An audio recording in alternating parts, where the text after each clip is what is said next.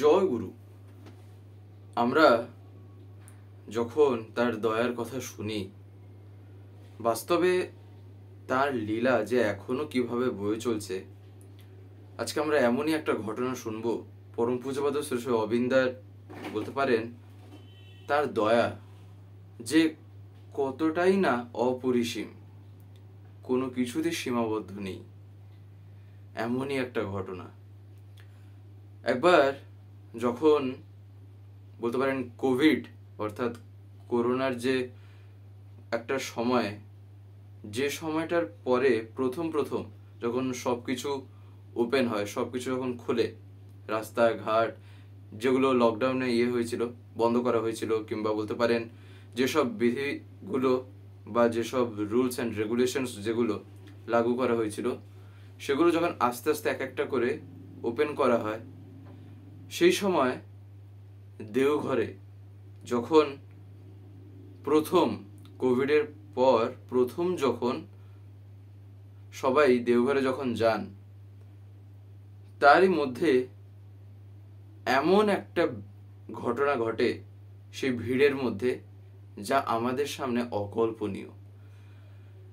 সেখানে এত ভিড় হয়, যেহেতু এত বলতে পারেন কয়েকটা মাস যাবত ধরে, প্রায় বলতে গেলে বছরের কাছাকাছি দেওঘরে কেউ যাননি, যার ফলে এমনকি এমন বলতে পারেন ভিড় হয়েছে, সেক্ষেত্রে নাট্যমণ্ডপে পা ফেলার মতন জায়গা নেই।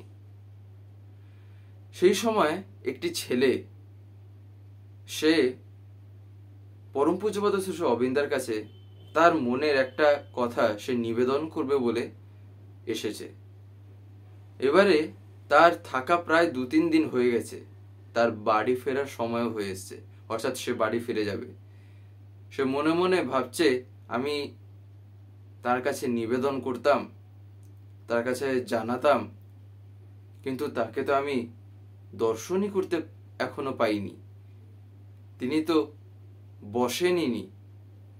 যদিও সেই দিন যখন যেদিন ঘটনাটা ঘটে, সেই দিন সে দেখেছে পরম পূজ্যপাদ শ্রী শ্রী অবিন্দাকে নাট্যমণ্ডপে বসতে।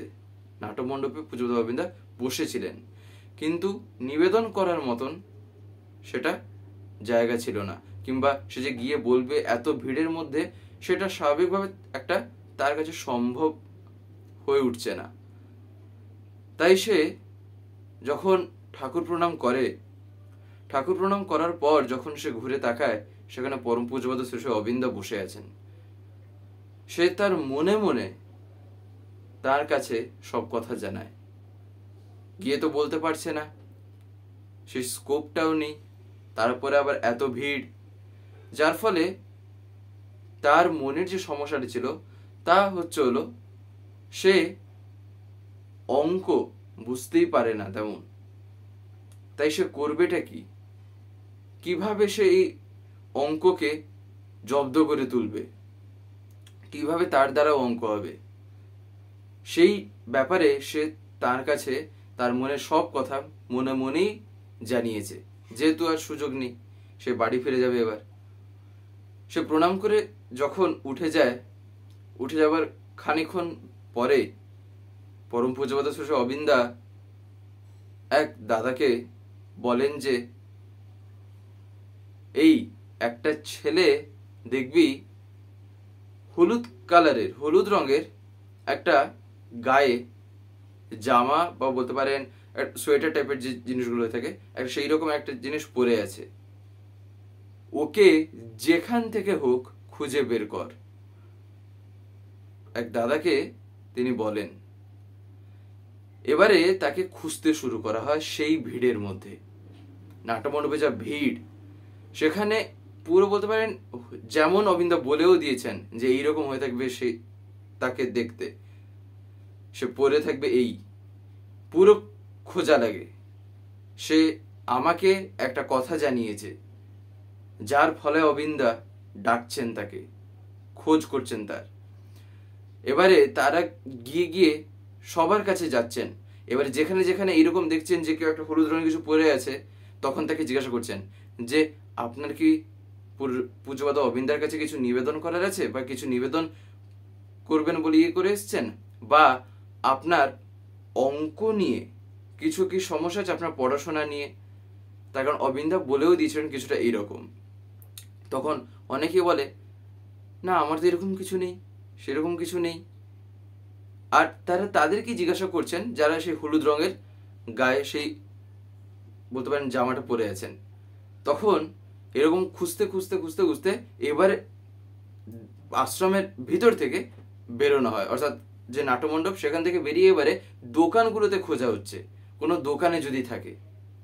এবারে দোকানগুলোতে খোঁজ নেওয়ায় সেখানেও পাওয়া যাচ্ছে না। এবারে যাওয়া হলো যেখানে মানুষ বসে একটু খায়, চা বিস্কুট বা ইত্যাদি নানা রকম জাতীয় জিনিসগুলো হয়, সেখানেও খোঁজ করতে শুরু করা হচ্ছে। তার মধ্যে গিয়ে একটা দোকানে দেখা যায় যে একটা ছেলে সে চায়ের দোকানে বসে সে সেখানে খাচ্ছে। তখন তাকে গিয়েও জিজ্ঞাসা করা হয় যে তোমার কি কিছু পূজ্যপাদ অবিন্দার কাছে কিছু নিবেদন করার আছে, বা তোমার জীবনে পড়াশোনা নিয়ে কি তোমার কোনো অসুবিধা আছে? তখন সে বলে, হ্যাঁ আমার একটা অসুবিধা আছে, আমি তার কাছে নিবেদন করতে চাই, কিন্তু 2-3 দিন হয়ে গেল আমি তার দর্শন পাইনি। যদিও আজকে পেয়েছি, কিন্তু নিবেদন করার সেই সুযোগটা আমি পাইনি, এত ভিড় ছিল। আর নাট্যমণ্ডপে যেহেতু তিনি বসেছিলেন, যার ফলে সে সুযোগ পায়নি। তখন তারা বলেন, তুমি চলো, পূজ্যপাদ অবিন্দা তোমাকে ডাকছেন, তিনি তোমার খোঁজ করেছেন। সে পুরো আশ্চর্য। সঙ্গে সঙ্গে তাকে নিয়ে আসা হয়। সে তার মনের কথা সব উজাড় করে তখন তাকে বলে, পূজ্যপাদ অবিন্দার কাছে সব কথা জানায়। পূজ্যপাদ অবিন্দা তখন তাকে সহজভাবে এমন একটা পথ বলে দেন যাতে তার কাছে এই ব্যাপারটা অতি সাধারণ হয়ে ওঠে। এই অঙ্ক তার দ্বারা যেহেতু তেমন হচ্ছে না, সে পারছে না। কেন পারছে না, কি কারণে পারছে না? সে বহু চেষ্টা করেছে এর আগে বহু জায়গায়, কিন্তু সে কোনো কিছুতেই সে সফল হতে পারছে না। তাই সে শেষমেশ তার কাছেই সব কথা সে জানিয়েছে। তারপরে সে নিবেদন করে তার মনে যে কি যে আনন্দ, যে আমি সব জানাতে পেরেছি তার কাছে, তিনি যে আমায় বলে দিচ্ছেন এই পথ, তার মনে তখন আনন্দের বলতে পারেন ছটা। এই হচ্ছিল তার দয়া। তিনি সবই বুঝতে পারেন, তিনি সবই জানেন। চাই হচ্ছিল কি আমার সে আগ্রহটা। আমি আপনাদের প্রত্যেকের জন্য পরমপিতার রাঙা রাতুল চরণে সুস্থ স্বাস্থ্য সুদীর্ঘ ইষ্টচ্ছল জীবন প্রার্থনা করে আজকের এই আলোচনাটি এখানেই শেষ করছি। জয় গুরু।